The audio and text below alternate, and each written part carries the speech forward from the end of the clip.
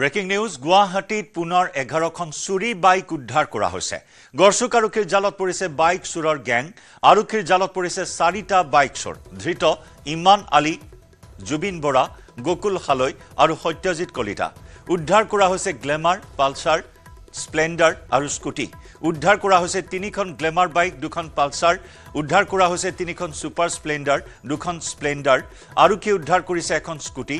সোমবাৰে আৰক্ষীয়ে উদ্ধাৰ কৰিছিল 13খন চুৰি বাইক। দুদিনৰ ভিতৰত 24খন চুৰি বাইক উদ্ধাৰ কৰিবলৈ সক্ষম হয় আৰক্ষী।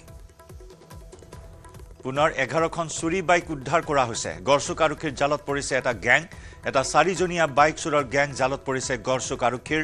ইমান আলী, জুবিন বৰা, গোকুল হালৈ আৰু সত্যজিৎ কলিতা নামৰ এই 4জনীয়া দুৰ্ধৰ্ষ বাইক চোৰক গ্ৰেপ্তাৰ কৰা হৈছে। গ্লেমাৰ, পালসাৰ, স্প্লেণ্ডাৰ আৰু স্কুটি উদ্ধাৰ কৰা হৈছে। সৰ্বমুঠ 11খনকৈ বাইক। ইয়াৰ ভিতৰত আছে 3খন গ্লেমাৰ, 2খন পালসাৰ, 3খন সুপাৰ স্প্লেণ্ডাৰ, 2খন স্প্লেণ্ডাৰ আৰু এখন স্কুটি উদ্ধাৰ কৰা হৈছে। সোমবাৰে আৰক্ষীয়ে উদ্ধাৰ কৰিছিল 13খন বাইক। লগতে জালত পেলাইছিল কেইবাটাও দুৰ্ধৰ্ষ বাইক চোৰক, যি নেকি মণিপুৰৰ পৰা বিমানেৰে গুৱাহাটীলৈ আহি গুৱাহাটীত বাইক চোৰৰ অভিযানত নামি পৰা এটা বৃহৎ গ্যাং, যিটো গ্যাং কালি বশিষ্ঠ আৰক্ষীয়ে জালত পেলাবলৈ সক্ষম হৈছিল। আজি গড়চুক আৰক্ষীৰ জালত পৰিছে আন 4টা দুৰ্ধৰ্ষ বাইক চোৰ। সতীৰ্থ সাংবাদিক উৎপল হালৈৰ সৈতে সংযুক্ত হৈছো পোনপটীয়া সম্প্ৰচাৰত। উৎপল, আন এক সফলতা মহানগৰ আৰক্ষীৰ। হৈছাক জয়ন্ত, প্ৰথমতে উল্লেখ কৰিব বিচাৰিম যে স্মাৰ্ট আৰক্ষী কিছু স্মাৰ্ট হৈছে, যাৰ ফলত প্ৰত্যেক দিনে এনেদৰে 10ৰ পৰা 15খনকৈ চুৰি বাহন জব্দ কৰিবলৈ সক্ষম হৈছিলে। যোৱাকালিৰ দিনটোত 13খন ৰয়েল এনফিল্ডৰ হান্টাৰ বাহন উদ্ধাৰ কৰিছিলে বা চুৰৰ পৰা উদ্ধাৰ কৰিছিলে। আৰু আজিৰ দিনটোত যোৱা নিশা অভিযান চলিছিলে ছয়গাঁও থানাৰ অধীনত থকা পলাকবাৰী অঞ্চলত, আৰু পলাকবাৰী গৰৈমাৰীত অভিযান চলাই 11খনকৈ বাহন জব্দ কৰিছে। আৰু এইবাৰ যদি উল্লেখ কৰোঁ, কালি যিকেইটা চুৰক গ্ৰেপ্তাৰ কৰিছিলে সেয়া চালানী চুৰ আছিলে। এইবাৰ তাৰ বিপৰীতে লোকেল চুৰ গ্ৰেপ্তাৰ হৈছে। এক প্ৰকাৰ 4জনকৈ লোকক গ্ৰেপ্তাৰ কৰিছে। গ্ৰেপ্তাৰ কৰা লোক 4জনৰ নাম হৈছে জুবিন বৰা, সত্যজিৎ কলিতা, গোকুল আৰু আন এজন হৈছে ইমন আলী। 4জনকে ইতিমধ্যে গ্ৰেপ্তাৰ কৰি ভিতৰ ভাগত ৰাখিছে। আৰু বাহিৰত এইসমূহ বাইক সতি থৈ দেখুৱাইছে যে ইয়াতে আপোনাৰ যদি চোৱা যায়, পালসাৰ বাহন আছে 2খন, গ্লেমাৰ বাহন আছে 4খন, সুপাৰ স্প্লেণ্ডাৰ 3খন আৰু স্প্লেণ্ডাৰ বাহন আছে 2খন আৰু এখন মাইষ্ট্ৰ স্কুটি আছে। আৰু ইয়াক গড়চুক আৰক্ষী বৃহৎ সফলতা। এই আৰক্ষী বিষয়াসকল আছে, তেখেতসকলে নিশাৰ ভাগত অভিযান চলিছিলে। আৰু এই মুহূৰ্তত জয়ন্ত টেকনিকেল কথাটো উল্লেখ কৰি দিব বিচাৰিছো যে এই গোটেই গেংটো কেনেকে ধৰা পৰিল। যদি সেই কথাৰ বিশ্লেষণ দিওঁ, তেতিয়াহ'লে উল্লেখ কৰিব লাগিব যে এখন গ্লেমাৰ বাহন, মোৰ পিছফালে থকা ৰঙা গ্লেমাৰখন দেখুৱাইছে। এই গ্লেমাৰখনৰ যিটো নাম্বাৰ আছিলে, সেই নাম্বাৰটোৰ বিপৰীতে গৰাকীয়ে ইয়াতে FIR দি থৈ দিছিলে যে মোৰ বাহনখন চুৰি হৈছিলে। সেই গৰাকীৰ তাতলৈ বাৰে বাৰে OTP আহি আছিলে। তেতিয়া তেখেতে লগে লগে আৰক্ষীক অৱগত কৰিছিলে যে দ্বিতীয় অফিচৰ ফালৰ পৰা মোৰ তাত OTP আহিছে, অৰ্থাৎ নামটো অন্য নামলৈকে ট্ৰেন্সফাৰ কৰাৰ বাবে যি ব্যৱস্থা ৰাখে, সেই ট্ৰেন্সফাৰ কৰা কাৰ্যৰ সময়তে এনেকৈ গোটেই ঘটনা পোহৰলৈকে আহিলে। আৰু এইসমূহ বাহন গুৱাহাটী মহানগৰীৰ পৰা চুৰি হৈছিলে। আৰু অধিকাংশ বাহনৰ নম্বৰে AS01, অৰ্থাৎ গুৱাহাটী ৰেজিষ্ট্ৰেশ্যন। তাৰ বিপৰীতে উৎপল কোট মজুত কৰি ৰখা হৈছিল এই বাইকসমূহ, কাৰণ বিগত সময়ছোৱাত যিসমূহ গ্যাং আৰক্ষীয়ে উৎখাত কৰিবলৈ সক্ষম হৈছে, তাৰ ভিতৰত যদি চোৱা হয়, মেঘালয়ত এটা বৃহৎ ঘাটি আছে, তাত মজুত কৰা হয় চুৰি হোৱা বাহনসমূহ। গাৰো পাহাৰত মজুত কৰা হয়। মহানগৰীৰ পৰা আজি 2টা দিনত এই বাইকসমূহ জব্দ কৰা হ'ল। ক'ত তেওঁলোকে এই গ্যাংটোৱে বাইকসমূহ মজুত কৰি ৰাখিছিল? হয় চাওক, এই গোটেই গেংটোৰ পৰা বাহনসমূহ ছয়গাঁও অঞ্চল, গৰৈমাৰী বা ছয়গাঁও থানাৰ অধীনত থকা গৰৈমাৰীৰ পৰা জব্দ কৰিছে। আৰু আৰক্ষী বিষয়াগৰাকী আছে, সম্ভৱ হ'লে জানিবলৈ চেষ্টা কৰিম। ক'ত কি অভিযান চলিছিলে? এইটো ছয়গাঁও এৰিয়াত চলিছিলে। কি পালে আপোনালোক? বাইকখন পালোঁ আমি, 11টা বাইক পালোঁ। লুকাই ৰাখিছিলে? মানুহৰ ঘৰত আছিলে। গুৱাহাটীৰ পৰা চুৰি এইখিনি? এইটো পিছত গম পাম, এতিয়া আইডেণ্টিফিকেশ্যন কৰি আছোঁ।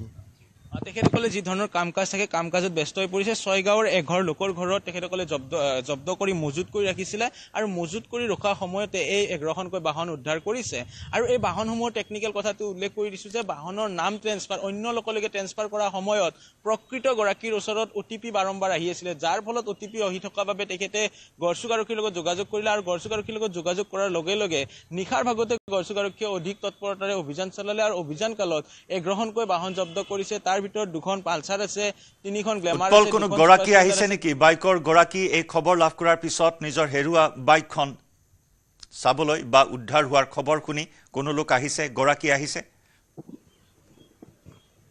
হয় চাওক এই মুহূৰ্তলৈকে এই খবৰ একমাত্ৰ নিউজ 18 অসম নৰ্থ ইষ্টৰ যিসকল দৰ্শক আছে তেখেতসকলেহে পাই আছে এতিয়ালৈকে গৰাকীৰ ওচৰলৈকে খবৰ যোৱা নাই তেখেতসকলে এই কিছু সময় পূৰ্বে আহি তেখেতসকলে এই মুহূৰ্তলৈকে নাম্বাৰসমূহে সংগ্ৰহ কৰি আছে যে কাৰ কাৰ নামত আছে ৰেজিষ্ট্ৰেশ্যন হয় সেইসমূহে তেখেতসকলে আইডেণ্টিফিকেশ্যন কৰি আছে হয়তো নিউজ 18 অসম নৰ্থ ইষ্টৰ বাতৰি চোৱাৰ পিছতে যিসকল লোকৰ চুৰি হৈছিলে আমিও তেখেতসকলক আহ্বান জনাইছোঁ বা অনুৰোধ কৰিছোঁ যদি আপোনাৰ বাহন চুৰি হৈছিলে যদি ছুপাৰ স্প্লেণ্ডাৰ হওক বা গ্লেমাৰ হওক বা পালচাৰ হওক তেতিয়াহ'লে আপোনালোকে গড়চুক আৰক্ষী থানালৈকে আহিব পাৰে হয়তো আপোনাৰ মৰমৰ বাহনখনো এই স্থানত থাকিব পাৰে যেহেতু কালিৰ দিনটোত 13খনকৈ হান্টাৰ জব্দ হৈছিলে আৰু আজিৰ দিনটোত উল্লেখ কৰিছোঁ যোৱাকালিৰ দিনটোত চালানী চুৰ গ্ৰেপ্তাৰ কৰা হৈছিলে আৰু আজি লোকেল চুৰ গ্ৰেপ্তাৰ কৰা হৈছে য'ত জুবিন নামৰ এজন যুৱকে ইয়াতে হাঙুৰ খাইছে আৰু সমান্তৰালভাৱে সত্য কলিতা গোকুল কলিতা আৰু আন এজন ইমন আলী গ্ৰেপ্তাৰ কৰা হৈছে আৰু চাৰিজনক ভিতৰ ভাগত ৰখা হৈছে পুৱতি নিশা কিছু সময় পূৰ্বে তেখেতসকলে আহি যি ধৰণৰ যাৱতীয় কাম কাজ এই মুহূৰ্ততো তেখেতসকলে যাৱতীয় কাম কাজতে ব্যস্ত হৈ পৰিছে বিশেষকৈ উৎপল এটা দুটা নহয় কেইবাটাও গ্যাং এতিয়া গুৱাহাটী মহানগৰীত সক্ৰিয় হৈ আছে এই বাইক চুৰি কাৰ্যত লিপ্ত হৈ আছে কেইবাটাও গেঙক উৎখাত কৰা হৈছে আৰু তাৰ মাজতে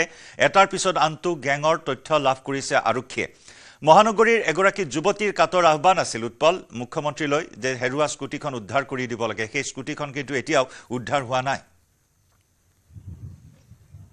হয় চাওক সেই কথা যোৱাকালি আমি এটা বাতৰি সবিস্তাৰে সম্প্ৰচাৰ কৰিছিলোঁ যে ফটাশিল থানাৰ অধীনত থকা পিতৃহীন এগৰাকী যুৱতী আছিলে যিয়ে উপাৰ্জিত কষ্টৰে উপাৰ্জিত ধনেৰে ইমিআইটো শেষ হৈছিলে মাত্ৰ তেওঁৰো এখন বাহন আছিলে সেই বাহনখন চুৰে লৈ গৈছিলে পৰৱৰ্তী পৰ্যায়ত ফটাশিল আৰক্ষী থানাত গোচৰ ৰুজু কৰিছিলে আৰু তাৰে পিছতে ফেচবুক লাইভ যোগে মুখ্যমন্ত্ৰীগৰাকীক কাটৰ আহ্বান কৰিছিলে কিন্তু এতিয়ালৈকে আৰক্ষী প্ৰশাসনে সেই বাহনখন উদ্ধাৰ কৰিবলৈ সক্ষম হোৱা নাই তাৰ বিপৰীতে নুনি ৰাইডাৰে কিন্তু ফেচবুক পোষ্ট দিয়াৰ পিছতে বা ইনষ্টাগ্ৰামত পোষ্ট দিয়াৰ পিছতে তেখেতৰ বাহনখন তৎপৰতাৰে আৰক্ষীয়ে উদ্ধাৰ কৰিবলৈ সক্ষম হৈছিলে কিন্তু সেই স্কুটিখন কেতিয়া উদ্ধাৰ হ'ব সেয়া কিন্তু আমাৰো দৃষ্টিগোচৰ হৈ আছে যে কেতিয়ালৈকে আৰক্ষী প্ৰশাসনে স্কুটিখন উদ্ধাৰ কৰে এগৰাকী পিতৃহীন যুৱতীয়ে বাৰম্বাৰ তেখেতে কাটৰ অনুৰোধ জনাইছিলে ফটাশিল আৰক্ষী থানাৰ অধীনত তেখেতৰ এই সম্পূৰ্ণকৈ কেনেদৰে উৎখাত কৰে এই চক্ৰকেইটা সেয়া লক্ষণীয় হ'ব মহানগৰ আৰক্ষীৰ ব্যাপক অভিযান চলি আছে বাইক চুৰৰ বিৰুদ্ধে উৎপল ধন্যবাদ জনাইছোঁ